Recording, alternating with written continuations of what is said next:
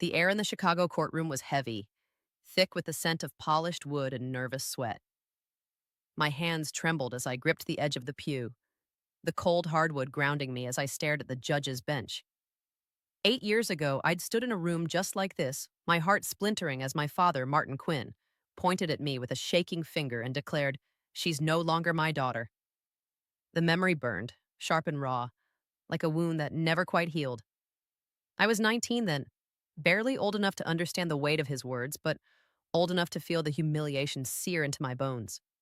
Now, at 27, I sat in another courtroom surrounded by the same family that had watched me crumble, and I wondered why I'd come back at all. The letter from Sophie Lane, my godmother, was tucked in my purse, its cryptic words looping in my mind. "Harper, there's something you need to know about your father's will. Come to the hearing. Trust me." Sophie had been my mother's best friend, a quiet presence in my life after Mom passed when I was 12. Her note was the only reason I was here, sitting among the Quinns, my half-brother Ellis, my aunts and uncles, all dressed in tailored suits and dripping with the kind of confidence that only money could buy. They didn't look at me, not directly, but I felt their glances, sharp as knives, slicing through the air. To them, I was the outcast, the traitor who dared to defy Martin Quinn and paid the price. I adjusted my blazer, a simple navy piece I'd bought on sale at Nordstrom. It was nothing compared to the designer labels around me, but it made me feel steady, professional, like the business consultant I'd become. My life in Chicago was modest but mine. I'd built it from nothing, clawing my way through late nights studying for my degree, endless coffee runs at my first job, and the quiet pride of signing my own lease. I didn't need the Quinn name anymore. At least that's what I told myself as I sat there, my heart thudding against my ribs. The judge entered, a tall man with silver hair and eyes that seemed to see through everyone. Judge Marlowe, I'd learned his name from the news. He was known for cutting through family drama like a surgeon. No patience for greed or theatrics.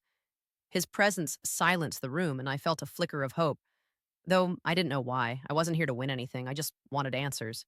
"Harper Quinn," Judge Marlowe said, his voice clear and firm. "Please approach." The words hit like a thunderclap. My breath caught, and for a moment I couldn't move. Whispers rippled through the courtroom, and I felt Ellis's stare burning into me from across the aisle. His smirk, that smug twist of his lips, was gone, replaced by something harder. Disbelief, maybe, or the first stirrings of anger. I stood, my legs unsteady, and walked to the front, every step echoing in my ears. The Quinn's eyes followed me, their murmurs a low hum of shock and resentment. I didn't look at them. I couldn't. "Your Honor," I said, my voice quieter than I'd meant. I cleared my throat, trying to sound like the woman who negotiated contracts with CEOs, not the girl who'd once begged her father to love her. Judge Marlowe held up a folder, his expression unreadable. "Miss Quinn, it appears your father, Martin Quinn, made significant amendments to his will 6 months before his passing. These changes were notarized and witnessed, and they pertain directly to you." My mind spun. Amendments? Martin hadn't spoken to me in 8 years. Not a call, not a letter, not even a nod at the rare charity events where our paths crossed. The last time I'd seen him, he'd been leaving that courtroom, his back straight, his face a mask of cold resolve. He'd built a small empire. Quinn Enterprises, a chain of luxury furniture stores across the Midwest. It was his pride, his legacy, and he'd guarded it like a king protecting his crown. I'd been his heir once, his little girl who'd sit on his lap while he sketched designs for a new dining set. But that was before the empire became his obsession, before he decided loyalty meant signing away my future to a board of investors who'd bleed the company dry. I'd refused, and he'd made sure I paid for it. "Ms. Quinn," Judge Marlowe continued, "your father named you as the primary beneficiary of his estate, including controlling shares of Quinn Enterprises." The room erupted. Ellis shot to his feet, his chair scraping against the floor. "This is absurd," he shouted, his face flushed. "That will is a fraud. He would never—" "Mr. Quinn," the judge snapped, his voice like a whip. "Sit down or you'll be removed." Ellis froze, his jaw tight, but he sank back into his seat. The others, my aunts, uncles, cousins, muttered among themselves, their voices a mix of outrage and panic. I stood there, numb, as the judge read on. The numbers were staggering. Millions in assets, properties, and the company itself. My company now, if the will held. But it wasn't the money that stopped my heart. It was the video. Judge Marlowe nodded to an aide, who dimmed the lights and started a projector. My father's face filled the screen, and I felt like I'd been punched. He looked older, thinner, his once vibrant eyes dulled by something I couldn't name. He sat in a leather chair, Sophie laying at his side, her expression soft but unyielding. The timestamp was 6 months ago. Harper, Martin said, his voice rough but clear. I've made mistakes. I let pride and fear cloud my judgment. Disowning you was a coward's way out. You were right to stand your ground, and I was wrong to punish you for it. This will is my way of making things right. You're the only one I trust to carry Quinn Enterprises forward. You've got your mother's heart and my stubbornness. Don't let them take it from you. The screen went dark and the silence was deafening. I couldn't breathe. My father, the man who'd shattered me, had spent his final months rewriting his legacy for me. I wanted to scream, to cry, to run from the room and never look back. But I stood there, rooted, as Judge Marlowe spoke again. The will is legally binding, he said. Miss Quinn, you are the rightful heir, pending any challenges that may arise. I suggest you prepare for a fight. A fight? Of course. Ellis was already whispering to his lawyer, his eyes darting to me like a predator sizing up prey. The others weren't far behind, their faces a mix of fury and calculation. I'd won, but I hadn't won yet. Not really. As the courtroom began to empty, I stayed in my seat, my hands folded in my lap. Sophie approached, her silver hair pulled back, her smile warm but cautious. You okay, kiddo? She asked, resting a hand on my shoulder. I nodded, though I wasn't. Why didn't he tell me, Sophie? Why wait until he was gone? She sighed, sitting beside me. Your dad was a complicated man. Loved you more than he could ever say, but he was too damn proud to admit he was wrong. This was his way of trying to fix it. I looked at her, searching her face for answers. Did you know? Not everything, she admitted, but I knew he'd changed the will. He made me promise not to tell you until the hearing. Said you deserved to hear it from him in his own words. I swallowed hard, my throat tight. The weight of it all, his regret, his trust, his empire was too much. I wasn't ready. But as I glanced at Ellis, lingering by the door, his eyes locked on mine with a promise of war, I knew I didn't have a choice. This wasn't just about money or power. It was about my name, my family, my life. And I'd be damned if I let them take it from me again. The Chicago wind bit at my face as I stepped out of the courthouse, my scarf doing little to shield me from the late autumn chill. The sky was a dull gray, the kind that promised snow but hadn't yet delivered. I clutched my purse, Sophie's letter still inside, and felt the weight of the day pressing down on me. The courthouse steps were slick with damp leaves, and I moved carefully, my heels clicking against the stone. Behind me, the Quinns spilled out, their voices sharp and clipped as they huddled with their lawyers.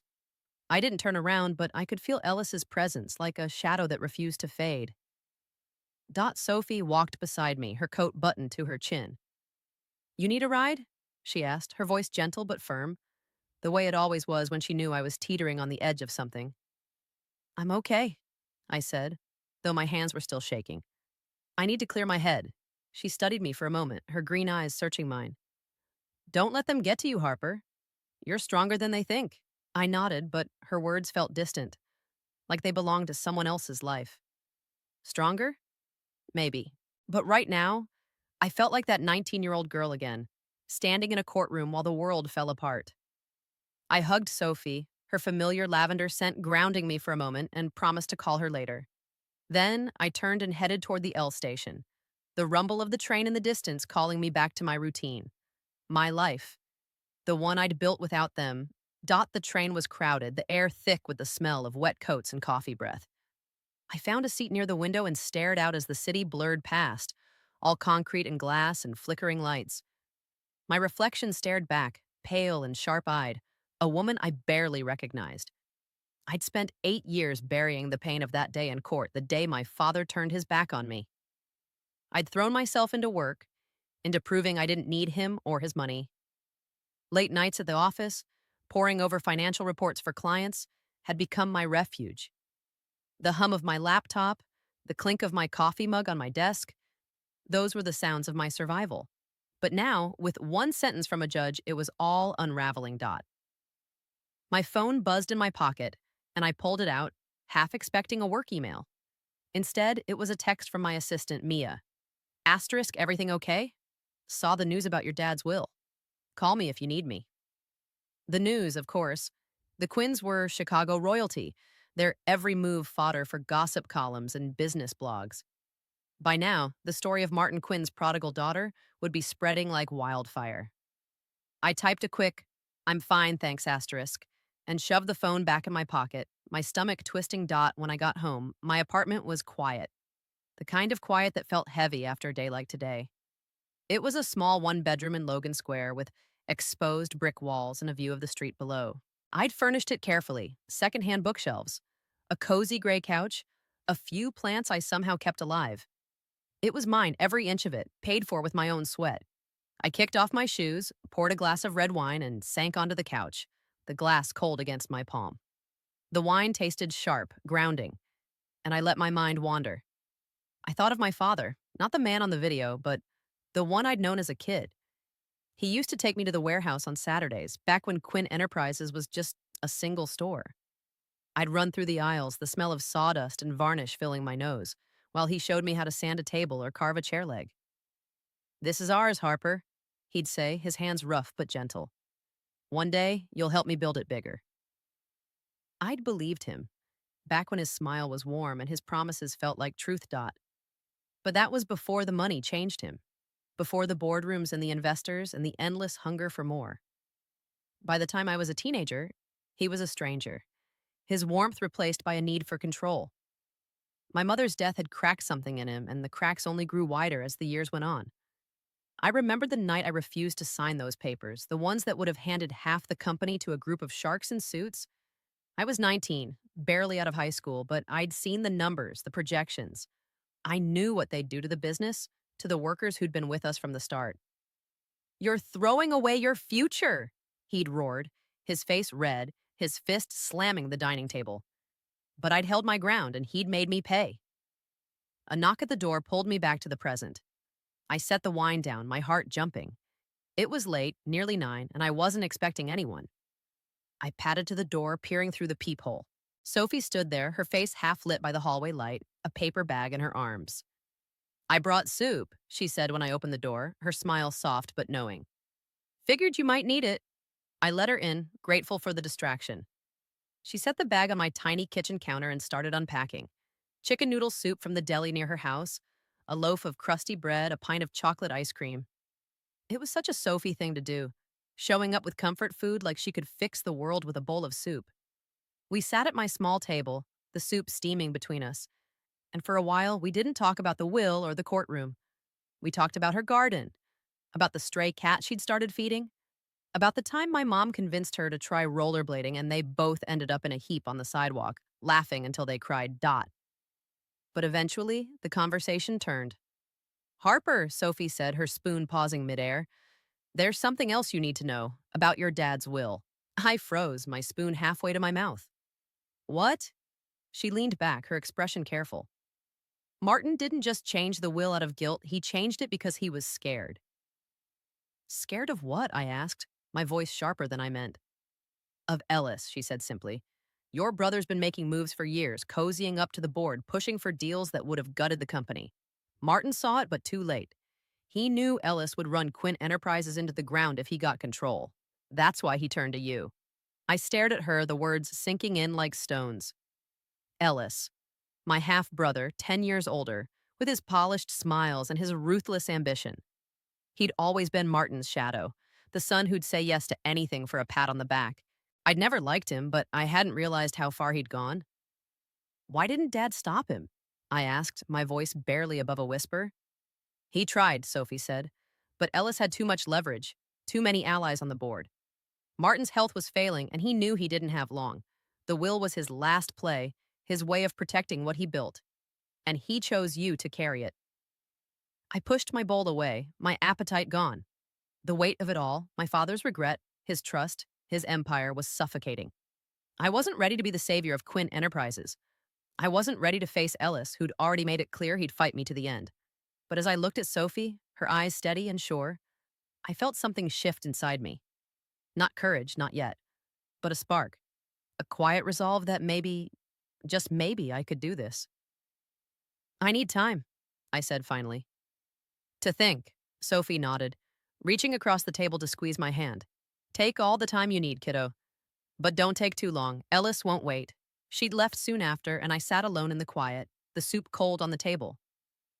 Outside, the city hummed, oblivious to the war brewing in my life. I thought of my father's video, his voice cracking as he said my name. I thought of Ellis's smirk, the way he'd brushed past me in the courtroom, his whispered threat still ringing in my ears. This isn't over, Harper. And I thought of my mother, her soft laugh, the way she'd tuck me in and whisper, "You're stronger than you know."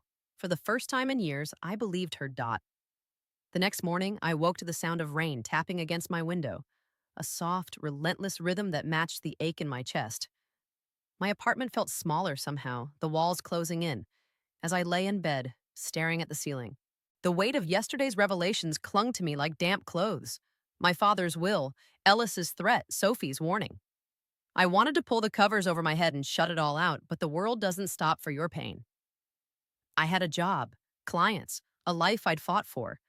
I couldn't let the Quinns pull me back into their chaos. Not yet.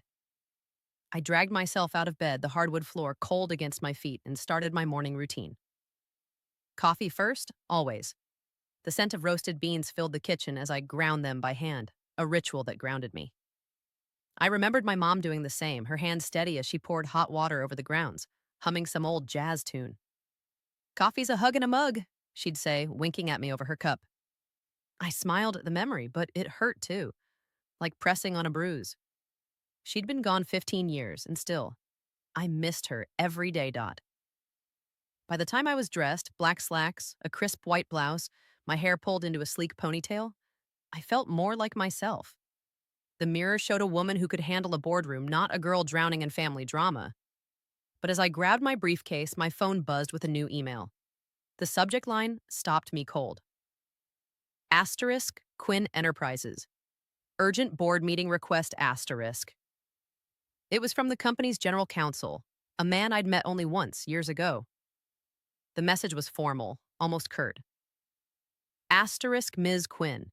As the named heir to Martin Quinn's controlling shares, your presence is requested at an emergency board meeting tomorrow at 9 a.m. Please confirm your attendance. Asterisk. My stomach twisted. Tomorrow. They weren't wasting time. I sank onto the couch, the email staring up at me like a challenge. I hadn't set foot in Quinn Enterprises' offices since I was a teenager, back when I'd shadow my father for summer internships. The thought of walking in now as the heir felt like stepping into a lion's den. Ellis would be there, no doubt, along with the board members he'd spent years charming. I could already picture their faces, polished, skeptical, ready to tear me apart. I typed a quick reply confirming I'd be there and hit send before I could second-guess myself. Then I called Mia, my assistant, and asked her to clear my schedule for the next 2 days. Her voice was bright, too chipper for the mood I was in. "Everything okay, Harper? You sound off." "Just family stuff," I said, keeping it vague. Mia didn't know the whole story, and I wasn't ready to share it. "I'll need you to reschedule the Peterson meeting and pull the latest reports for the Clarkson account." "Got it," she said, and I could hear her typing. "Anything else?" I hesitated, then added, "Can you dig up anything on Quinn Enterprises? Recent financials, board members, any news about changes in leadership?" I didn't say Ellis's name, but I didn't need to. Mia was sharp. She'd connect the dots. "On it," she said. "I'll have it to you by tonight." I thanked her and hung up, feeling a little steadier. Work had always been my anchor, the place where I could control the chaos. But this wasn't a client contract or a budget analysis. This was my father's legacy, and it was mine to protect or lose. The rest of the day passed in a blur of meetings and emails, but my mind kept drifting back to the board meeting. By evening, I was restless, my apartment too quiet. I pulled on a jacket and headed to the corner diner, a greasy spoon I'd been going to since I moved to Logan Square. The neon sign buzzed faintly, and the smell of fries and burgers hit me as I pushed through the door. I slid into my usual booth by the window, the cracked vinyl seat familiar under my hands. The waitress, a woman named Carla with a smoker's rasp and a kind smile, brought me coffee without asking. "Rough day, hun?" she asked, setting the mug down. You could say that, I said, managing a small smile. She nodded, like she'd seen it all before, and left me to my thoughts. I sipped the coffee, bitter and strong, and watched the rain streak down the window. A memory flickered.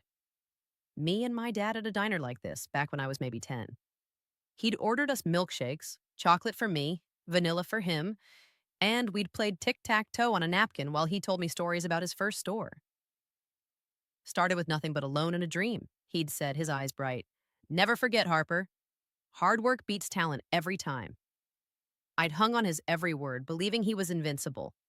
I wondered what that version of him would think of the man who'd disowned me, or the one who'd named me his heir in secret. Tut. My phone pinged, pulling me back. It was Mia, with a zip file labeled asterisk Quinn Enterprises asterisk. I opened it, scanning the documents she'd compiled. The financials were a mess: declining profits, rising debt, a string of bad investments.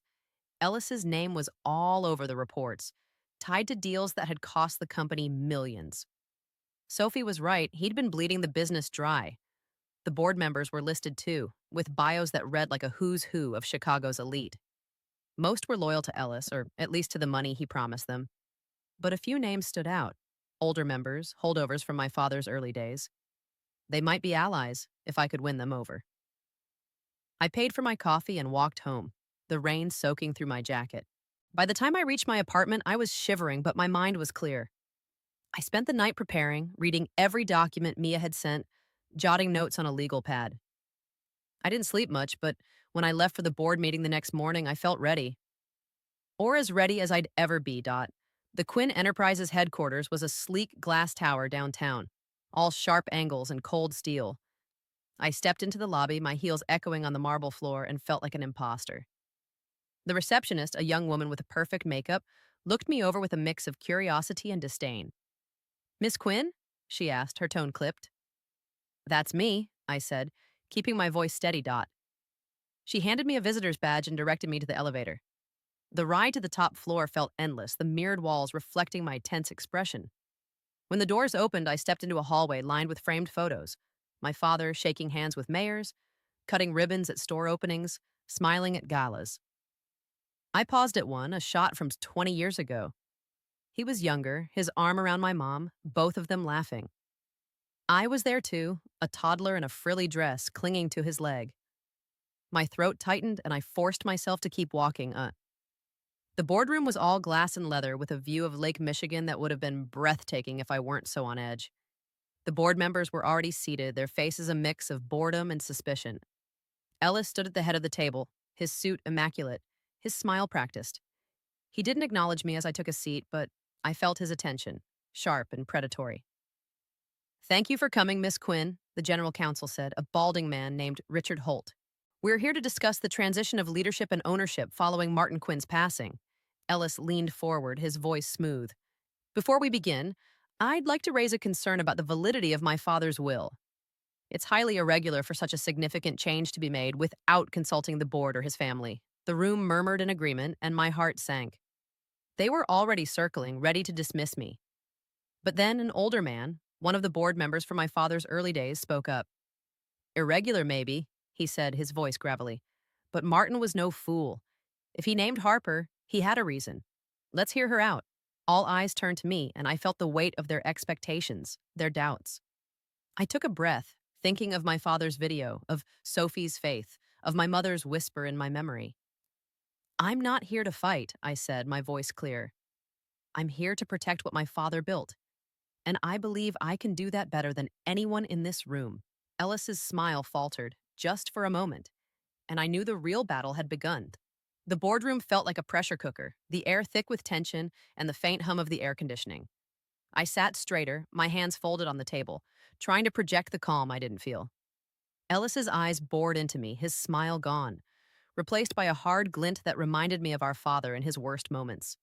The other board members shifted in their seats, some leaning forward, others glancing at their watches as if they'd already decided this was a waste of time. But the older man who'd spoken up, his nameplate read asterisk Charles Whitaker, watched me with a quiet curiosity, his weathered hands resting on a stack of papers. I clung to that, a lifeline in a room full of sharks. Richard Holt, the general counsel, cleared his throat. Miss Quinn, perhaps you could share your perspective on why Martin chose you to lead Quinn Enterprises. It's no secret you've been estranged from the family for some time. The question was polite, but it cut deep. A reminder of the years I'd spent on the outside. I felt the weight of their stares, the unspoken accusation that I didn't belong here. My mind flickered to a memory. Me at 16, sitting in my father's office after school, watching him pore over spreadsheets. He'd looked up, his glasses slipping down his nose, and said, "Numbers don't lie, Harper. People do. Learn to read them, and you'll always know the truth." I'd taken that lesson to heart, and it had carried me through my career. Now it was time to use it. "I've been away from Quinn Enterprises," I said, my voice steady, despite the knot in my stomach. "But I haven't been idle. I've spent the last 8 years as a business consultant helping companies turn around failing operations. I've seen what happens when greed and short term thinking take over, and I've seen the numbers for Quinn Enterprises." I paused, letting that sink in. The company's bleeding, bad investments, bloated contracts, stores closing faster than they're opening. My father saw it too. That's why he changed his will. He knew I'd fight for the company, not just for the profits. A murmur rippled through the room. Some nods, some frowns. Ellis's jaw tightened, but he didn't interrupt. Not yet. Charles Whitaker leaned forward, his eyes narrowing. "You've done your homework," he said, a faint smile tugging at his lips. "But knowing the problem isn't the same as fixing it. What's your plan?" I'd prepared for this, spent half the night scribbling ideas based on Mia's reports. I took a breath, channeling the confidence I used in client meetings. First, we audit every contract and deal from the last 5 years. We cut the ones that aren't delivering, starting with the offshore manufacturing deal that's costing us millions in quality control. Second, we reinvest in our core stores, the ones in smaller markets that built our reputation. Third, we bring back the apprenticeship program my father started, train new designers in-house. It's not flashy, but it's sustainable. And it's what Quinn Enterprises was built on. The room was quiet for a moment, the kind of silence that feels like it's holding its breath. Then Ellis laughed, a sharp, bitter sound that grated against my nerves. "Sustainable?" he said, leaning back in his chair. "That's a nice word, Harper, but this isn't a charity. The board wants growth, not nostalgia. Your plan sounds like a step backward." "It's a step toward stability," I shot back, my voice sharper than I intended. "Growth built on bad deals is just a house of cards." "You should know that, Ellis. You've been signing those deals." His eyes flashed, and I knew I'd hit a nerve. The room stirred, board members exchanging glances. Richard Holt raised a hand, his tone conciliatory. "Let's keep this productive. Miss Quinn, your ideas are interesting, but we'll need more than a vision. The board will require a detailed proposal, and we'll need to address the legal challenges to the will." "Legal challenges?" I asked, though I already knew what he meant. Dot Ellis leaned forward, his voice smooth again, like he'd regained control. "The will's timing is suspicious, to say the least. Our father was ill, possibly not of sound mind. I've already instructed my legal team to investigate. If there's any hint of coercion or fraud, we'll contest it." My heart sank, but I kept my face neutral. Of course he'd fight dirty. He'd spent years positioning himself as the heir, schmoozing the board, throwing lavish dinners for investors. To him, I was an inconvenience, a glitch in his perfect plan. But I thought of my father's video, his voice steady as he named me his successor. He'd known this would happen. He'd trusted me to handle it. "I welcome the investigation," I said, meeting Ellis's gaze. "The will is ironclad, and the video makes my father's intentions clear. If you want to waste time and money fighting it, that's your choice. But I'm here to work, not to play games." Charles Whitaker chuckled, a low, rumbling sound. "She's got her father's fire," he said, glancing at the other board members. "I say we give her a chance to prove herself. Let's see that proposal." A few nodded, others looked skeptical, but it was enough. The meeting adjourned with a plan to reconvene in a week after I'd submitted my proposal. As the board members filed out, Ellis lingered, his eyes locked on mine. He approached, stopping just close enough to make me tense. "You think you've won," he said, his voice low, almost a whisper. "But this isn't over. You don't know what you're up against." I held his gaze, my heart pounding but my voice steady. "I know exactly what I'm up against, Ellis, and I'm not afraid of you," he smirked, but there was no warmth in it, only a promise of trouble. Then he turned and walked out, leaving me alone in the boardroom. I exhaled, my hands trembling as I gathered my notes. The view of the lake stretched out before me, the water gray and choppy under the cloudy sky. For a moment, I felt small, overwhelmed, like a kid playing dress up in her father's world. But then I thought of my mom, the way she'd stand up to anyone, her chin high, her eyes fierce. "You don't back down, Harper," she'd told me once after I'd come home crying about a bully at school. "You fight smart, and you fight for what's right." I left the building and headed to my office, a small suite in a co working space a few blocks away. Mia was there, her desk cluttered with sticky notes and empty coffee cups. She looked up as I walked in, her eyes wide with questions she was too polite to ask. "How'd it go?" she said, handing me a fresh cup of coffee. "About as well as I expected," I said, sinking into my chair. "They're giving me a week to submit a proposal. And Ellis is already trying to undermine the will." She whistled low. "Sounds like a mess. What do you need from me?" "Everything," I said, half laughing. "Start with a deep dive on the board members, personal ties, financial stakes, anything that might sway them. And pull every public record you can find on Quinn Enterprises deals under Ellis's watch." "I need ammunition," Mia grinned, already typing. "On it, boss." I spent the rest of the day buried in work, drafting the proposal, cross-referencing Mia's research. By evening, my eyes were burning and my head throbbed, but I felt alive, like I was finally doing something that mattered. I ordered takeout, pad thai from the place down the street, and ate at my desk, the city lights twinkling outside. A memory surfaced, unbidden. My father at the dinner table years ago, telling me about his first big sale. It wasn't the money, he'd said, his eyes distant. It was knowing I'd built something real, something that lasts. I wondered if he'd felt that way at the end, if naming me his heir was his way of holding on to that dream. My phone buzzed, a text from Sophie. "Asterisk heard about the board meeting. Proud of you. Call if you need to talk." I smiled, warmth spreading through me. Sophie had always been there, a quiet anchor when the world felt like it was sinking. I texted back a quick asterisk. "Thanks, we'll call soon." Asterisk and turned back to my laptop. The week ahead would be brutal. I knew that. Ellis wouldn't stop, and the board was far from convinced. But as I sat there, the city humming outside, I felt a flicker of hope. This was my chance, not just to save my father's company, but to reclaim the piece of myself I'd lost all those years ago. And I wasn't going to let it slip away. The next few days were a blur of coffee, spreadsheets, and sleepless nights. My apartment became a war room, papers strewn across the coffee table, my laptop glowing late into the night. Mia was a godsend, sending me detailed profiles on the board members and digging up dirt on Ellis's deals that made my blood boil. One contract alone, a partnership with a shady overseas supplier, had cost Quinn Enterprises nearly $10 million in losses, all while Ellis pocketed a hefty consulting fee. The numbers didn't lie, just like my father always said. But numbers weren't enough. I needed the board to see me, not just as Martin's daughter, but as someone who could lead. I worked through the weekend, barely leaving my apartment except for a quick run to the corner store for more coffee and a bag of frozen dumplings. The rain had stopped, leaving Chicago crisp and golden, the trees along my street shedding leaves in bursts of red and orange. I paused once, standing by my window, watching a couple walk their dog across the street. They were laughing, their hands brushing as they walked, and for a moment, I felt a pang of loneliness. My life had been work, survival, rebuilding. There hadn't been room for much else. No serious relationships, no close friends beyond Mia and Sophie.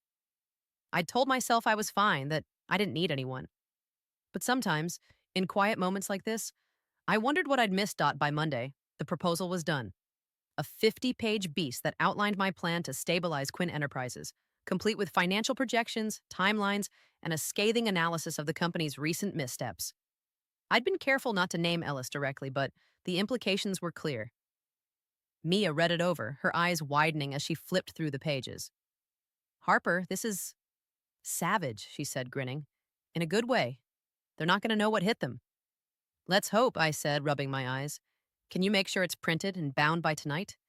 I want copies for every board member." "Already on it," she said, heading to her desk. I watched her go, grateful for her loyalty. Mia was younger than me, barely 24, but she had a knack for getting things done and a heart bigger than her paycheck. I made a mental note to give her a raise once this was all over. If I survived it that night, I called Sophie, needing her calm to steady me. She picked up on the second ring, her voice warm. How's my favorite warrior doing? Exhausted, I admitted, sinking onto my couch. The board meeting's in 2 days, and I'm second guessing everything. What if they don't listen? What if Ellis twists it all against me? He'll try, Sophie said, her tone matter of fact. But you're not that scared kid anymore, Harper. You've got your father's brains and your mother's guts. They'd be proud of you, both of them. I swallowed hard, my throat tight. I keep thinking about Dad's video, the way he looked. Like he was carrying so much regret. Why didn't he just call me, Sophie? Why wait until it was too late? She was quiet for a moment, and I could picture her in her cozy Lincoln Park bungalow, probably sipping tea, her reading glasses perched on her nose. Martin was stubborn, she said finally, and he was ashamed. He knew he'd hurt you, and he didn't know how to face it. That video was his way of trying to make it right, even if he couldn't say it to your face. I nodded, though she couldn't see me. I just wish I could have talked to him, even once. I know, kiddo, she said softly, but you've got a chance now to carry on what he started. That's what he wanted. We talked a little longer, about nothing and everything. Her plans for a winter garden, my latest attempt at keeping a fern alive. When I hung up, I felt lighter, like I could breathe again. I went to bed early, determined to be sharp for the meeting. But sleep didn't come easy. I dreamed of my father, his face younger, his laugh echoing as he chased me through the warehouse, both of us dodging stacks of chairs.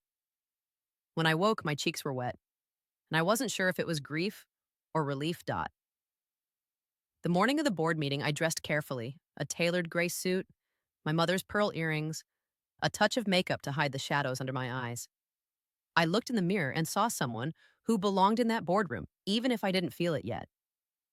The drive downtown was quiet, the city waking up under a pale blue sky. I parked in the garage beneath Quinn Enterprises' tower and took the elevator up, my proposal tucked in a leather portfolio. My hands were steady, but my heart raced, a drumbeat I couldn't ignore. The boardroom was fuller this time, every seat taken. A few assistants standing along the walls. Ellis was there, of course, at the head of the table. His suit a shade darker than last time, his smile a little too wide. Charles Whitaker nodded at me as I sat, a small gesture that felt like an anchor. Richard Holt called the meeting to order, and I distributed the proposal, watching the board members flip through it, their expressions unreadable. I stood, my voice clear as I walked them through the plan. I kept it simple, focusing on the numbers. How much we'd save by cutting bad deals. How much we'd gain by reinvesting in our roots. I talked about my father's vision, the company he'd built from a single store, and the pride he took in every piece of furniture that left the warehouse. I didn't look at Ellis, but I felt his tension, like a coiled spring ready to snap.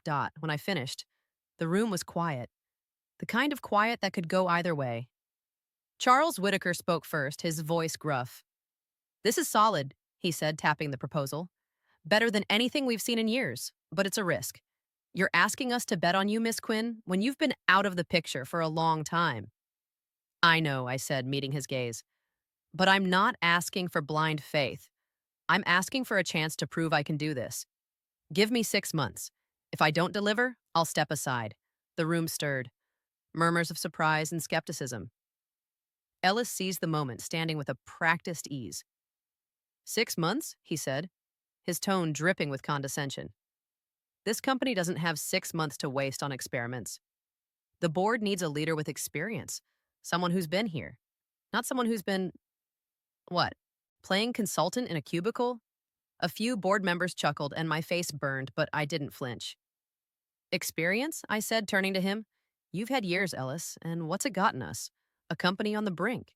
If you'd spent less time chasing bonuses and more time listening to the people who actually build the furniture, we wouldn't be in this mess. The room went still, the air crackling. Ellis's smile vanished, his eyes narrowing to slits. Before he could respond, a woman at the far end of the table, Margaret Klein, one of the newer board members, spoke up. I've seen the financials, she said, her voice cool. Miss Quinn's right. The offshore deal was a disaster, and it's not the only one. I'd like to hear more about her plan for the apprenticeship program. It was a small opening, but I took it, diving into the details, how we'd train young designers, rebuild our reputation for quality, create jobs in the communities we served.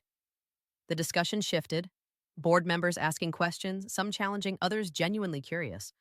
For the first time, I felt like I was gaining ground. But then Ellis played his card. This is all very inspiring, he said, his voice smooth again. But we're ignoring the elephant in the room, the will. I've received new information that suggests our father was under undue influence when he made those changes. A witness, someone close to him, claims he was pressured by external parties. My heart stopped. A witness? I thought of Sophie. Her role in the video, her presence when the will was signed. Was Ellis targeting her? The room buzzed. Board members leaning toward him, their interest piqued. Richard Holt frowned, his pen pausing over his notes. That's a serious allegation, Mr. Quinn. Do you have evidence? I do, Ellis said, pulling a folder from his briefcase. And I'll present it in court where this matter belongs. Until then, I move that we delay any decisions about leadership or ownership. Panic clawed at me, but I forced myself to stay calm. If you have evidence, show it now, I said, my voice firm. Hiding behind vague claims only proves you're scared of the truth. Ellis's eyes flashed, but he didn't take the bait. The board voted to table the leadership decision, pending the legal challenge. As the meeting ended, I felt the ground shift beneath me. I'd fought hard, but Ellis had landed a blow and it hurt. Outside Kama, the city sparkled under the morning sun, oblivious to my defeat. I stood by my car, the cold air stinging my cheeks, and called Sophie. Ellis says he has a witness, I said when she answered. Someone who claims Dad was pressured. Is it you? No, she said, her voice sharp with worry. I was there, Harper, but there was no pressure. Martin was clear-headed, deliberate. Ellis is bluffing, or worse. Worse? I asked, my stomach sinking. He's desperate, she said, and desperate people do ugly things. Watch your back. I hung up, my hands shaking as I unlocked my car. The fight was far from over, and I was starting to realize just how deep Ellis's claws went. But as I drove away, the city stretching out before me, I felt a fire kindling inside. This wasn't just about the company anymore. It was about my father's truth, my mother's strength, and the name I'd fought to reclaim. I wasn't backing down. The drive back to my apartment felt endless, the city's hum a distant drone against the chaos in my head. Ellis's words echoed. Undue influence, a witness. Each syllable a jab at the fragile hope I'd been clinging to. I gripped the steering wheel, my knuckles white, and tried to focus on the road. The lake glimmered to my right, its surface deceptively calm while the skyline loomed ahead, all sharp edges and cold glass. Chicago had always felt like home, but today it seemed to watch me, waiting to see if I'd break. When I got home, I kicked off my heels and collapsed onto the couch, the leather creaking under my weight. My proposal sat on the coffee table, its pages slightly curled from being handled so much. I'd poured everything into it, every ounce of my skill and heart, and still, it wasn't enough. Not yet. Ellis had turned the board against me with one calculated move, and I couldn't shake the feeling that he was holding something bigger, something uglier, waiting to strike. I poured a glass of water, the tap hissing softly, and stood by the window watching the street below. A kid rode by on a bike, his laughter cutting through the evening air, and I felt a pang, a memory rising unbidden. I was 7, maybe 8, wobbling on my first bike while my dad jogged beside me, his hand steady on the seat. You've got this, Harper, he'd said, his voice warm with pride. Just keep pedaling. When I finally rode on my own, he'd cheered like I'd won a race, his grin wide enough to light up the block. That was the father I'd loved, the one I'd lost long before he disowned me.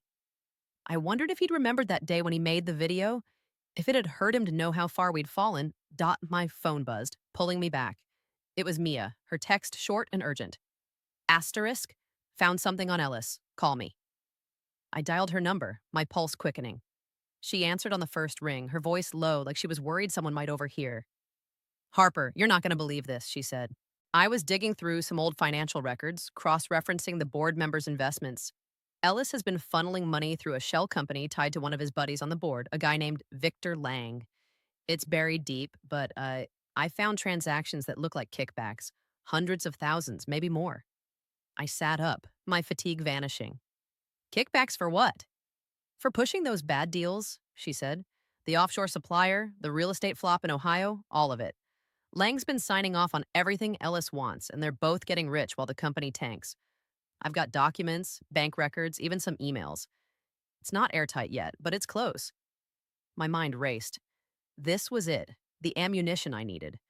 If I could prove Ellis was corrupt, the board would have to listen. But it was dangerous, too.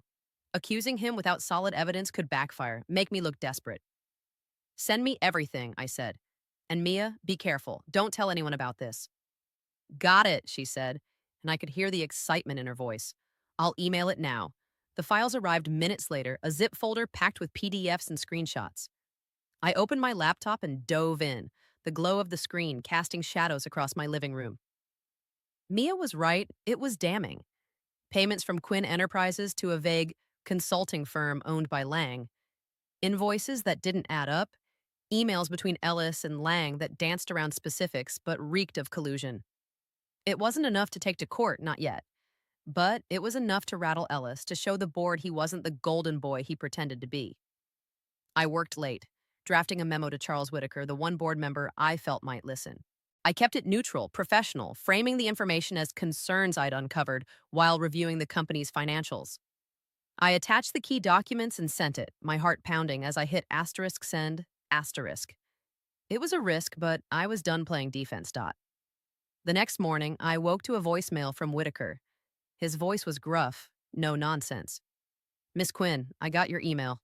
We need to talk. Meet me at the Palmer House, 8 a.m., come alone. The Palmer House was an old-school hotel downtown, all chandeliers and velvet, the kind of place where deals were made over coffee and secrets were traded in whispers. I didn't know if Whitaker was an ally or a trap, but I had to find out. I dressed in a simple black dress and blazer, my mother's pearl earrings again for luck, and headed out. The city was waking up, delivery trucks rattling down the streets, commuters hurrying to the L. I caught my reflection in a shop window, sharp gray eyes, sleek brown hair, a woman who looked like she belonged. But inside, I was a mess, my stomach churning with doubt. What if Whitaker was working with Ellis? What if I'd misread him? The Palmer House lobby was a gilded cave, its ceiling painted with murals that felt like they were watching me. Whitaker was already there, seated in a corner booth at the hotel's cafe, a cup of black coffee in front of him. He was in his late 60s, maybe older, with a face like weathered leather and eyes that missed nothing. He nodded as I approached, gesturing to the seat across from him. Ms. Quinn, he said, his voice low. You've stirred up quite a hornet's nest. I sat, folding my hands in my lap to keep them still. I didn't have a choice, Mr. Whitaker. The company's in trouble, and Ellis is part of the problem. He studied me, sipping his coffee. You're bold, I'll give you that. Martin was the same way. Never backed down from a fight, even when it cost him. But you need to understand something. This board isn't your friend. Most of them owe Ellis favors, or they're too scared to cross him. What you sent me? It's compelling, but it's not enough. Not yet. My heart sank, but I nodded. What do I need? Proof, he said simply. Hard proof, the kind that holds up in court, and you need allies. I can help, but I won't stick my neck out unless you're all in. Are you? I thought of my father's video, his voice breaking as he said my name. I thought of my mother, her fierce love, the way she'd fight for me no matter the odds. I thought of the workers at Quint Enterprises, the ones who'd taught me to sand wood when I was a kid, who deserved better than Ellis's greed. I'm all in, I said, my voice steady. Whitaker nodded, a faint smile breaking through. Good. Start by talking to Margaret Klein. She's new, doesn't owe Ellis anything, and she's got a nose for bad deals. Show her what you showed me, and watch your back. Ellis plays dirty. We talked a little longer, mapping out a strategy. Quiet meetings, discreet inquiries, building a case without tipping my hand. When I left, the sun was higher, the city brighter, and I felt a spark of hope. Whitaker wasn't a friend, not yet, but he was a start. Over the next few days, I worked like a woman possessed. I met Margaret Klein at a quiet cafe, showing her the documents, watching her eyes sharpen as she connected the dots. I reached out to a former employee, a warehouse manager who'd been fired after questioning one of Ellis's deals. He was hesitant, scared, but he gave me a name. A lawyer who'd handled some of the shell company's paperwork. Piece by piece, the puzzle came together. But Ellis wasn't idle. Late one night, I got a call from an unknown number. I answered, expecting a client, but it was a man's voice, low and rough. Back off, Miss Quinn, he said. You don't want to know what happens if you don't. The line went dead before I could respond, and I sat there, my heart pounding, the silence of my apartment deafening. I didn't sleep that night, my mind racing with fear and defiance. The threat was real, but it only made me angrier. Ellis thought he could scare me like he'd scared so many others. He was wrong. I thought of my mother, the way she'd faced her cancer with a quiet, unyielding strength, never letting it break her spirit. You're my fighter, she'd whispered near the end, her hand weak but warm in mine. I wasn't just fighting for myself anymore. I was fighting for her, for my father, for the truth. By the time the next board meeting loomed, I had enough to make Ellis sweat. The lawyer had come through with a signed affidavit, confirming the shell company's ties to Lang. Margaret Klein was on my side, and Whitaker had quietly rallied two other board members. It wasn't a majority, but it was enough to force a vote on an independent audit, one that would expose Ellis's deals. The morning of the meeting, I stood in my bathroom, splashing cold water on my face, staring at my reflection. My eyes were tired, but they burned with something new, purpose. I thought of my father, the man who'd built an empire and lost his way, who'd tried to make it right in the end. I thought of the courtroom 8 years ago, the day he'd broken me, and I thought of the woman I'd become, the one who'd rebuilt herself from nothing. I was ready. The morning of the board meeting, the air in my apartment felt charged like the calm before a storm. I stood in front of my closet, choosing my armor carefully, a charcoal suit, sharp and tailored, with a cream silk blouse that felt like a nod to my mother's elegance. I slipped on her pearl earrings, their weight a quiet reminder of her strength, and pulled my hair into a low bun. My reflection in the mirror was steady, but my hands trembled as I buttoned my jacket. Today wasn't just about the company. It was about proving I belonged, not to Ellis, not to the board, but to myself. I grabbed my portfolio, now stuffed with new documents, Mia's research, the lawyer's affidavit, emails from Margaret Klein confirming her support. The weight of it grounded me as I headed out, the city waking under a sky streaked with pink and gold. Chicago felt alive, its pulse matching mine, and for the first time in days, I didn't feel alone. I thought of Sophie's voice, steady and sure, and Whitaker's gruff encouragement.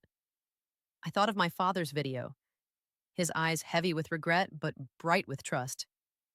They were with me, all of them, as I stepped into the elevator at Quinn Enterprises. The boardroom was quieter this time, the air thick with anticipation. Ellis stood at the head of the table, his posture relaxed, but I caught the tension in his jaw, the way his fingers tapped against his coffee mug. Charles Whitaker was already seated, his expression unreadable, while Margaret Klein gave me a small nod, her eyes sharp with resolve. The other board members were a mix of bored and wary, their attention split between their phones and the agenda. Richard Holt called the meeting to order, his voice clipped as he outlined to the day's focus: the leadership transition and the proposed audit. I spoke first, standing with a calm I didn't fully feel. Last week, I presented a plan to stabilize Quinn Enterprises, I said, my voice clear. But a plan is only as good as the foundation it's built on. Right now, this company is rotting from within. Bad deals, mismanagement, conflicts of interest that have cost us millions. I paused, letting the words land, watching Ellis's face tighten. That's why I'm formally requesting an independent audit of all financial transactions from the past 5 years, with a focus on contracts tied to board members and their associates. The room stirred, murmurs rippling through the board. Ellis leaned forward, his smile thin. An audit? He said, his tone light but laced with venom. That's a bold move, Harper, but it's also a distraction. The company needs leadership, not witch hunts. And let's not forget the real issue: your claim to the will, which is still under legal scrutiny. He was deflecting, and I was ready for it. The will is clear, I said, meeting his gaze, and so are the numbers. I've shared evidence with several board members, documents showing payments to a shell company tied to Victor Lang, approved by you, Ellis. Payments that coincided with deals that nearly bankrupted us. An audit isn't a distraction. It's a necessity. The room erupted. Board members talking over each other, some indignant, others alarmed. Victor Lang, a heavy-set man with a perpetually red face, shot to his feet. This is slander, he sputtered. I won't sit here and be accused by someone who's been out of the game for years. Sit down, Victor, Whitaker said, his voice like gravel. If there's nothing to hide, an audit won't hurt unless you're worried about what it'll find. Lang's face darkened, but he sank back into his chair. Margaret Klein spoke up, her voice cool and precise. I've reviewed Miss Quinn's evidence and it raises serious questions. I second the motion for an audit and I propose we vote on it today. Ellis's composure cracked, just for a moment, his eyes darting to Lang, then back to me. You're making a mistake, he said, his voice low, meant for me alone. You have no idea what you're starting. I know exactly what I'm doing, I said, holding his stare. The question is, do you? The vote was tense, the room silent as Holt called each board member's name. Whitaker and Klein voted yes. Along with two others Whitaker had quietly rallied. Lang and three of Ellis's allies voted no. The rest abstained, their faces tight with indecision. It passed narrowly, and I felt a rush of relief, tempered by the knowledge that this was only the beginning dot. As the meeting adjourned, Ellis approached me, his smile back in place, but his eyes were cold like a snake's. You think you're clever, he said, his voice barely above a whisper, but you're out of your depth. Enjoy your little victory. It won't last. He brushed past me, his shoulder grazing mine, and I felt a chill that had nothing to do with the air conditioning. The other board members filed out, some avoiding my gaze, others nodding curtly. Whitaker lingered, catching my eye. Good work, he said gruffly, but don't get cocky. Ellis won't go down easy. I know, I said, my voice quieter than I meant. Thank you, Mr. Whitaker. He waved a hand, dismissing the gratitude, and left me alone in the boardroom. I stood by the window, the lake stretching out below, its surface rippling under the morning light. My hands were shaking, adrenaline still coursing through me, but I felt something else, too. A quiet pride, like an ember glowing in my chest. I'd done it. I'd stood my ground, and I'd won, even if it was just a skirmish in a larger war. I left the building and headed to my office, needing the familiarity of my own space. Mia was there, her desk a chaos of papers and empty coffee cups. She looked up as I walked in, her eyes wide. So, how'd it go? We got the audit, I said, sinking into my chair. But Ellis is fighting dirty. He's got something up his sleeve, I can feel it. Mia grinned, undeterred. Let him try, we've got the truth on our side. I smiled, her optimism infectious, but my mind was already racing ahead. The audit would take weeks, maybe months, and Ellis wouldn't sit idly by. I needed more evidence, more allies, more time. I spent the rest of the day digging through the documents Mia had sent, cross-referencing names and dates, looking for the next piece of the puzzle. By evening, my eyes were burning and my head throbbed, but I couldn't stop. This was bigger than me now, bigger than my father's will. It was about justice, about saving something worth saving. I ordered pizza, pepperoni, extra cheese, and ate at my desk, the city lights twinkling outside. A memory surfaced, soft and warm. My mom in the kitchen, rolling out dough for homemade pizza, her hands dusted with flour. I was maybe 10, perched on a stool, stealing bits of mozzarella when she wasn't looking. You're gonna be trouble, she'd said, laughing, her eyes bright with love. I'd give anything to have her here now, to hear her laugh, to ask her how to keep going when the world feels like it's closing in. My phone buzzed, a text from Sophie.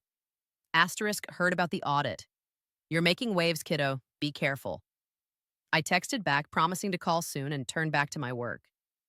But Sophie's warning lingered, mingling with the anonymous call from a few nights ago. Asterisk back off, Miss Quinn.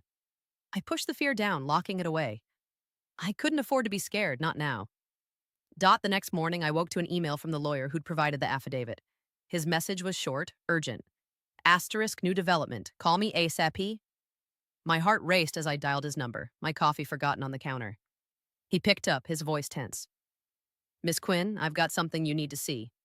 A document from your father's lawyer filed just before he died. It's about the witness Ellis claims to have. What is it? I asked, my pulse hammering. It's a letter, he said, from Martin, addressed to you. It explains everything, why he changed the will, who was with him, what he was afraid of. If it's authentic, it could shut Ellis down for good. I gripped the phone, my mind spinning. A letter from my father. Another piece of him, reaching out from the grave.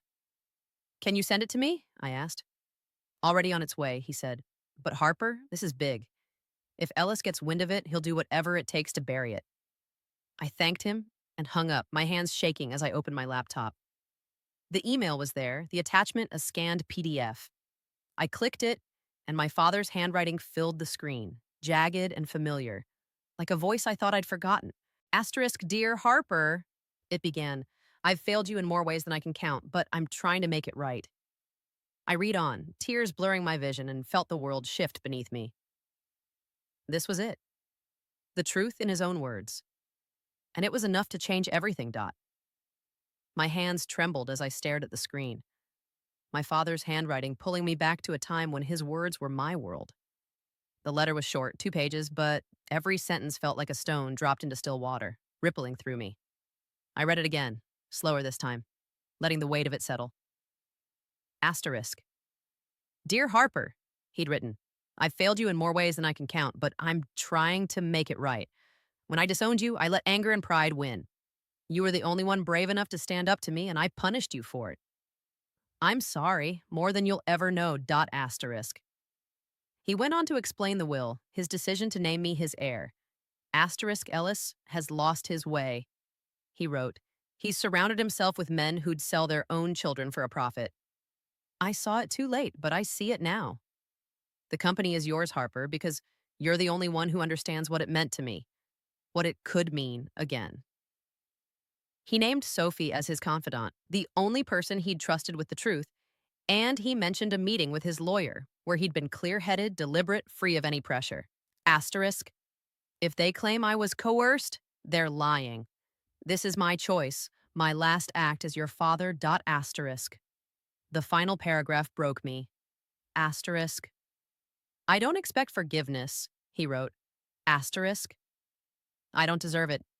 But I hope you'll carry this forward, not for me, but for the girl I raised, the one who never backed down. You're my legacy, Harper. You always were. Asterisk. I closed the laptop, my chest tight, tears streaming down my face. The apartment was quiet, the hum of the fridge the only sound. But I felt him, my father, his presence lingering in those words. I wanted to hate him, to hold on to the anger that had kept me going all these years. But all I felt was grief, a deep, aching sadness for the years we'd lost, for the man he'd been and the one he'd become. I thought of the last time I'd seen him alive at a charity gala 3 years ago. He'd been across the room, his hair grayer, his shoulders stooped. Our eyes had met just for a moment, and I'd seen something, regret maybe, or longing, before he turned away. I'd left early, unable to bear it. Now I wished I'd stayed. I wiped my eyes and called the lawyer, my voice shaky but firm. This letter, it's real, right? No chance it's a forgery? It's authentic, he said. I've got the original, notarized, with witnesses who can verify Martin's state of mind. It's a slam dunk, Harper. If you take this to court, Ellis's claims fall apart. I exhaled, relief mingling with fear. What's the next step? File it with the court, he said. Make it public. Ellis is banking on ambiguity, on making the board doubt you. This letter shuts that down, but you need to move fast. If he finds out, he'll try to discredit it. I thanked him and hung up, my mind racing. The letter was my ace, but playing it meant escalating the fight, painting a bigger target on my back. I thought of the anonymous call, the voice warning me to back off. I thought of Ellis's smirk, his whispered threats. He wasn't just fighting for the company, he was fighting for his survival. If the audit exposed his kickbacks, if the letter proved his lies, he'd lose everything. And men like Ellis didn't go quietly. I called Sophie next, needing her steady voice. She answered, her tone warm but tinged with worry. Harper, you okay? You sound rattled. I found something, I said, my voice low like I was afraid Ellis could hear me through the walls. A letter from Dad, explaining the will. It's everything we need to stop Ellis. She was quiet for a moment, then let out a soft whistle. That's big, kiddo. Where'd it come from? His lawyer, I said. It's real, Sophie. He wrote it for me to make sure I'd know the truth. Her voice softened. Oh, Harper, what did he say? I swallowed hard, the words catching in my throat. He said he was sorry, that I was his legacy, that he trusted me to save the company. She let out a breath, and I could picture her sitting in her cozy kitchen, her eyes misty. He loved you, you know, even when he was too stubborn to show it. What are you going to do with the letter? File it with the court, I said. Make it public. But I'm scared, Sophie. Ellis is. He's not going to let this go. No, he won't, she said, her voice firm. But you're not alone, Harper. You've got me, you've got Whitaker, you've got that assistant of yours who's worth her weight in gold. And you've got your parents' strength in you. Don't forget that. I nodded, though she couldn't see me, and promised to keep her updated. When I hung up, I felt steadier, like I could breathe again. I spent the rest of the day preparing, drafting a motion with the lawyer, coordinating with Whitaker and Klein to ensure the board was ready for the fallout. By evening, I was exhausted, my body heavy, but my mind sharp. I ordered takeout, sushi this time, a rare treat, and ate at my kitchen counter, the city lights winking outside. A memory flickered. My mom and me at a sushi place for my 16th birthday. Her teaching me how to use chopsticks, both of us giggling when I dropped a piece of tuna in my lap. Life's messy, Harper, she'd said, her smile warm. But it's worth it. The next morning, I met the lawyer at his office, a cramped space downtown, cluttered with files and coffee mugs. He walked me through the motion, his glasses slipping down his nose as he pointed out key clauses. This will be filed today, he said. It'll hit the court records by tomorrow and the media will pick it up. You ready for the spotlight? No, I admitted, managing a small smile. But I'm ready to end this. He nodded, his expression kind but serious. You're doing the right thing. Your father would be proud. I left his office and headed to the diner, needing the comfort of its familiar booths and Carla's coffee. The place was quiet. Just a few regulars nursing their breakfasts, the jukebox playing a soft country tune. I slid into my usual spot, the vinyl creaking, and ordered coffee. My hands wrapped around the mug as soon as it arrived. The warmth seeped into my palms, grounding me, and I let my mind wander. I thought of my father, the man who'd built an empire and broken my heart, who'd spent his final days trying to make it right. I thought of my mother, her laugh, her courage, the way she'd always known what I was capable of. And I thought of myself, the girl who'd walked away from the Quinns and the woman who'd come back to fight Dot. My phone buzzed, a news alert. Asterisk Quinn Enterprises air files new evidence in will dispute. My heart skipped. It was out there now, no going back. I opened the article, scanning the details. The letter, my father's words, the challenge to Ellis's claims. The comment section was already alive, some calling me a hero, others a gold digger. I closed the app, my stomach twisting. The world was watching, and I wasn't sure I was ready for it. That afternoon, I got a call from Whitaker. The board's in a frenzy, he said, his voice gruff but approving. That letter's a game changer. Ellis is scrambling, but he's not done. He's pushing for a closed-door meeting tomorrow, probably to rally his allies. You need to be there. I will, I said, my voice steady despite the fear gnawing at me. Thank you, Mr. Whitaker. Don't thank me yet, he said. Just keep fighting. I hung up, my mind already racing. The meeting tomorrow would be brutal. Ellis's last stand before the audit dug too deep. I spent the evening preparing, reviewing every document, every email, every scrap of evidence. Mia came over, her laptop in tow, and we worked until midnight, pizza boxes piling up on the coffee table. She was relentless, her energy keeping me going when I wanted to collapse. We've got this, Harper, she said, her eyes bright. Ellis is going down. I smiled, grateful for her fire, but I couldn't shake the dread. Ellis wasn't just fighting for the company. He was fighting for his pride, his power, his name. And men like that didn't play fair, Dot. When Mia left, I stood by my window, the city sprawling below, its lights a constellation of lives I'd never know. I thought of my father's letter, his apology, his trust. I thought of the courtroom 8 years ago, the day he'd shattered me and the woman I'd become in spite of it. Tomorrow I'd face Ellis, the board, the weight of my father's legacy. And for the first time, I wasn't afraid. I was ready. The morning of the closed-door board meeting. I woke before my alarm, the city still dark outside my window. My apartment was chilly, the radiator hissing softly as I padded to the kitchen to make coffee. The ritual steadied me, grinding the beans, pouring hot water, watching the steam curl in the air. I thought of my mom, her hands moving through the same motions years ago, her voice soft as she hummed a tune I couldn't quite place. You're going to be okay, Harper, she'd say whenever I was scared or lost. I clung to that now, her words a lifeline as I faced what felt like the final battle. I dressed in a navy suit, sharp but understated, and slipped on my mother's pearl earrings, their familiar weight grounding me. My portfolio was heavier than ever, stuffed with the letter, the affidavit, and every piece of evidence Mia and I had gathered.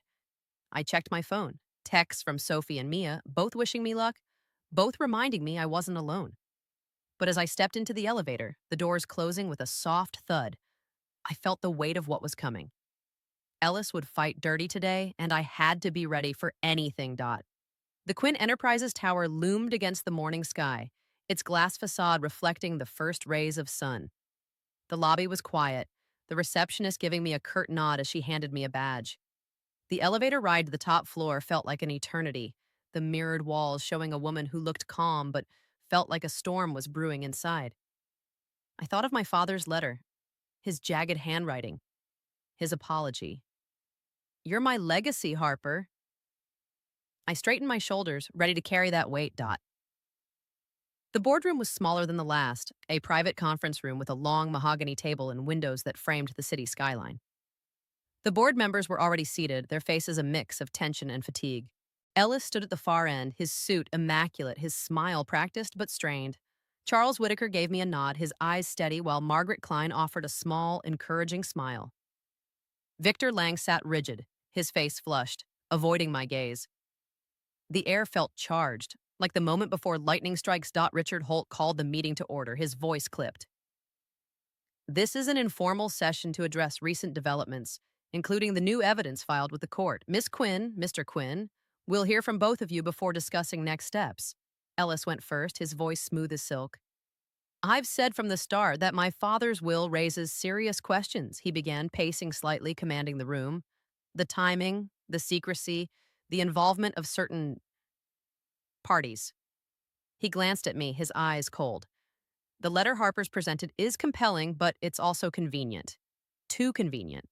I've uncovered evidence that suggests Sophie Lane, a close friend of Harper's late mother, exerted undue influence over my father in his final months.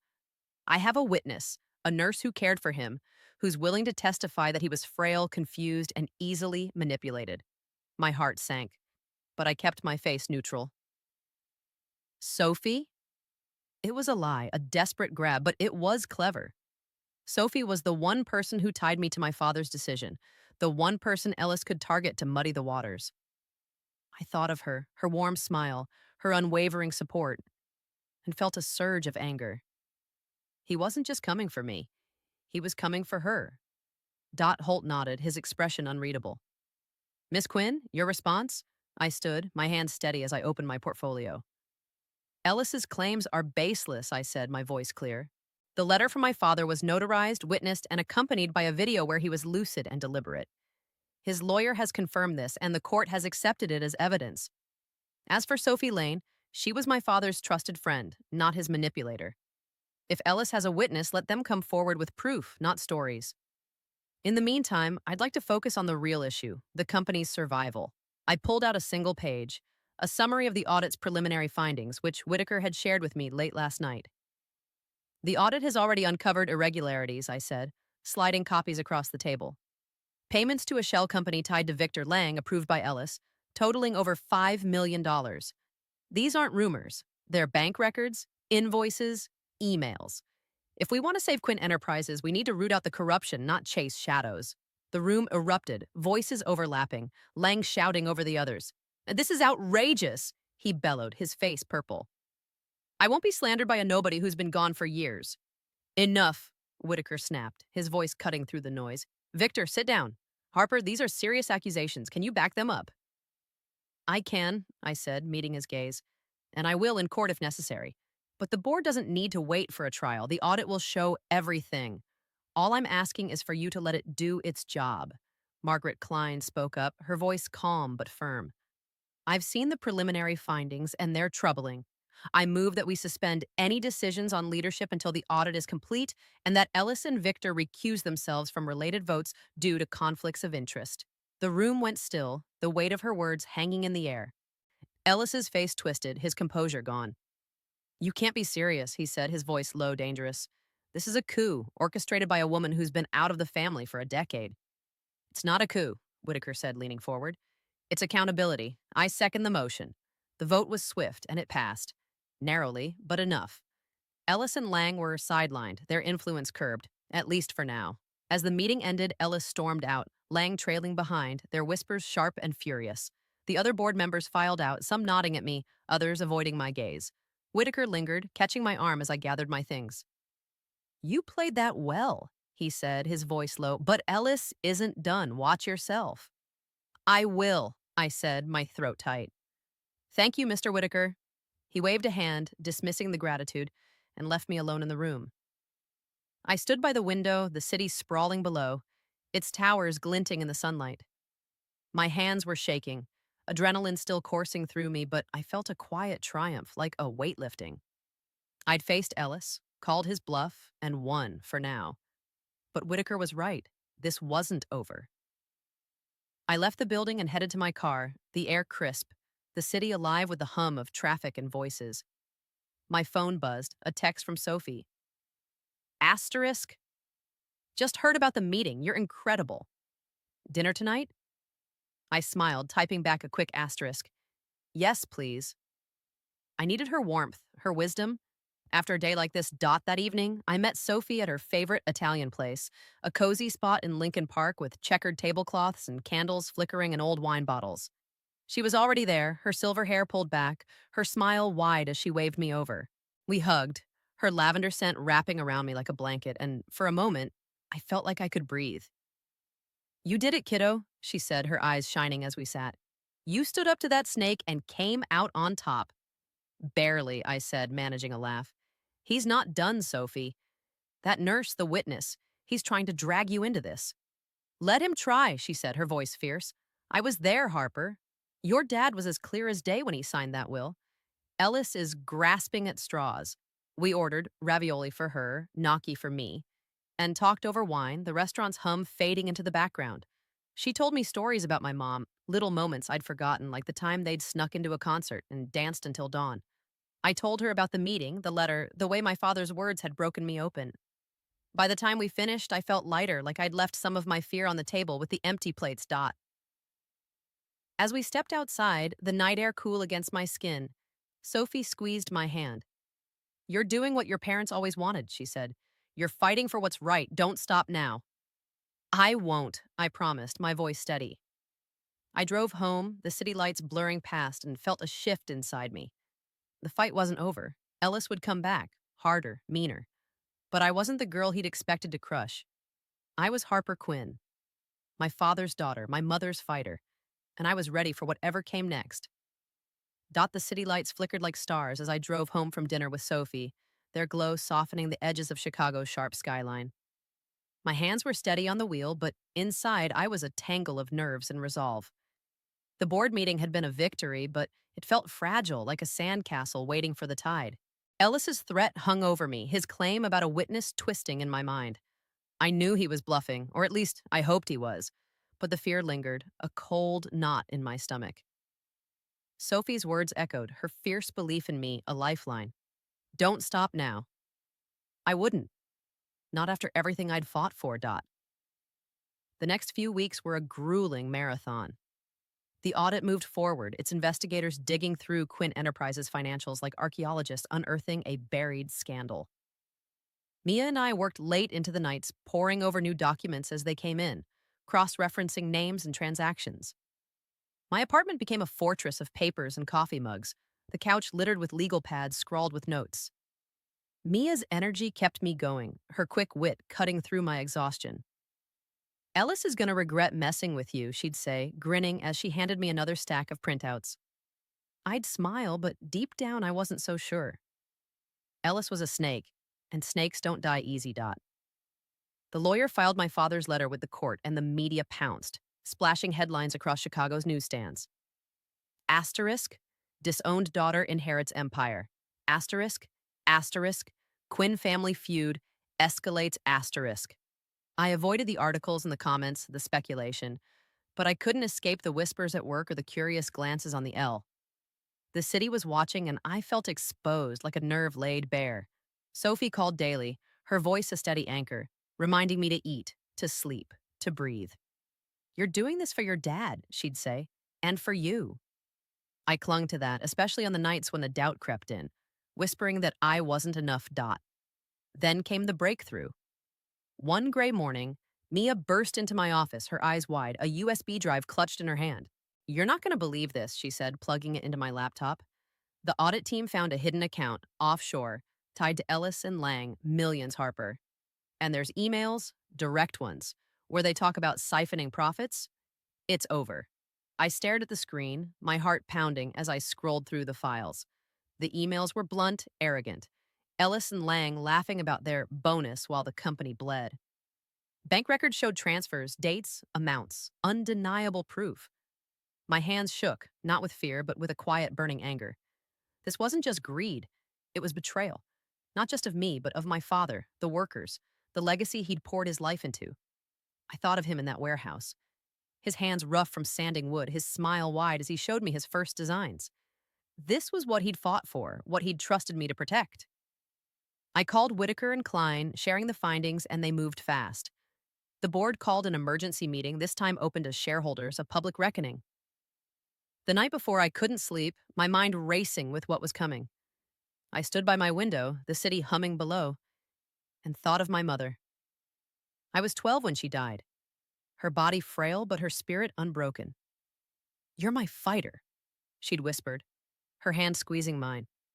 I'd carried that with me, through the pain of my father's rejection, through the years of rebuilding alone. Tomorrow I'd fight for her too. Dot. The meeting was held in a conference center downtown, a cavernous room packed with board members, shareholders, and reporters. The air was thick with tension, the hum of voices like a hive ready to swarm. I wore a simple black dress, my mother's pearl earrings glinting under the fluorescent lights, and sat near the front, my portfolio in my lap. Ellis was there, his suit pristine, his face a mask of confidence, but I saw the cracks. His hands fidgeting, his eyes darting to Lang, who looked like he'd rather be anywhere else. Whitaker opened the meeting, his voice gruff as he introduced the audit's findings. An investigator, a wiry man with glasses, took the podium, laying out the evidence with clinical precision. The offshore account, the emails, the millions drained from Quinn Enterprises. Gasps rippled through the room, cameras flashing as he displayed key documents on a screen. Ellis's face went pale, his jaw tight, and I felt a surge of satisfaction tempered by the weight of what this meant. This wasn't just a win. It was the end of his empire. When the investigator finished, Whitaker turned to Ellis. "Mr. Quinn, do you have a response?" Ellis stood, his voice steady but strained. "These allegations are exaggerated," he said, his smile forced. "I've always acted in the company's best interests. This is a smear campaign, orchestrated by someone with a personal vendetta." His eyes flicked to me, and the room turned, every gaze landing on my face. I stood, my heart steady now, my voice clear. "This isn't personal," I said, addressing the room, not just him. "This is about the truth. My father built Quinn Enterprises with his hands, his heart, his dreams. He trusted me to protect it, and that's what I'm doing. The evidence speaks for itself. Ellis and Victor Lang betrayed this company, its workers, and its shareholders. They don't get to hide behind lies anymore." The room erupted, shareholders shouting questions, reporters scrambling for quotes. Whitaker called for order, his gavel banging, and announced a vote to remove Ellis and Lang from the board, effective immediately. It passed overwhelmingly, the room's energy shifting, a tide turning. Ellis didn't move, his face a mask of shock, then fury, as Lang muttered something and stormed out. I watched my half-brother, the man who'd spent years trying to erase me, and felt no joy, only a quiet, bitter sadness. He'd made his choices, and now he'd live with them. The meeting ended in a blur, the board confirming my role as interim CEO pending the will's final validation.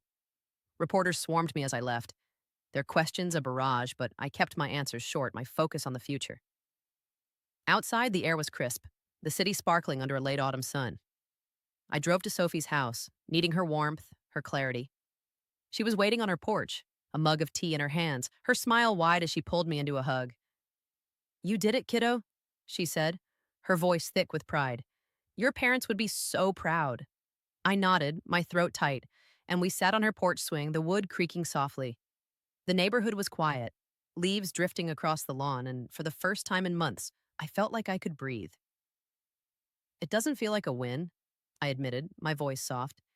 "It feels heavy." She squeezed my hand, her eyes kind. "It's because you're carrying their dreams now. It's not supposed to be light."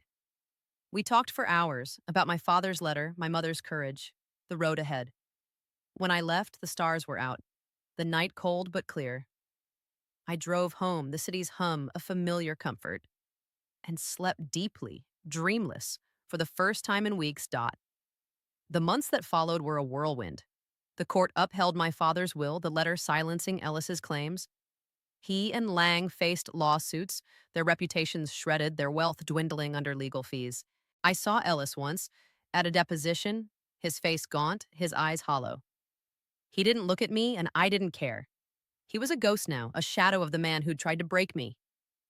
I didn't hate him, not anymore. I just wanted him gone. As CEO, I threw myself into rebuilding Quinn Enterprises. We cut the bad deals, revived the apprenticeship program, opened new stores in the small towns my father had loved. The work was grueling, but it felt right, like sanding a rough edge until it was smooth. I hired Mia as my chief of staff, her energy lighting up the office, and leaned on Whitaker and Klein, who became mentors, their gruff wisdom guiding me through the chaos. The company wasn't just surviving, it was growing, its heart beating again. My life changed too. I moved to a new apartment, bigger but still cozy, with a view of the lake that reminded me of my father's dreams. I started painting again, a hobby I'd abandoned after my mother's death. My brushes tracing memories of her smile, his hands, their love. I dated a little, nothing serious, but enough to feel the possibility of something new. Sophie became family, her Sunday dinners a ritual, her laughter filling the holes in my heart. One evening, a year after the board meeting, I visited my parents' graves, a quiet cemetery on the city's edge. The air was cool, the grass soft under my feet, and I knelt between their headstones, my hands tracing their names. I'd brought a small wooden box, a prototype my father had carved when I was a kid, its edges worn from years of handling. I set it down, a piece of him, of us, to rest with them. I did it, I whispered, my voice catching. I made it right. The wind stirred, carrying the scent of earth and memory, and I felt them, my mother's warmth, my father's pride. I stood, the sky deepening to twilight, and walked away, my heart full, not of pain, but of peace. At home, I poured a glass of wine, the city twinkling outside, and raised it to the stars. To us, I said softly, and drank deeply, the taste bitter and sweet, like life itself.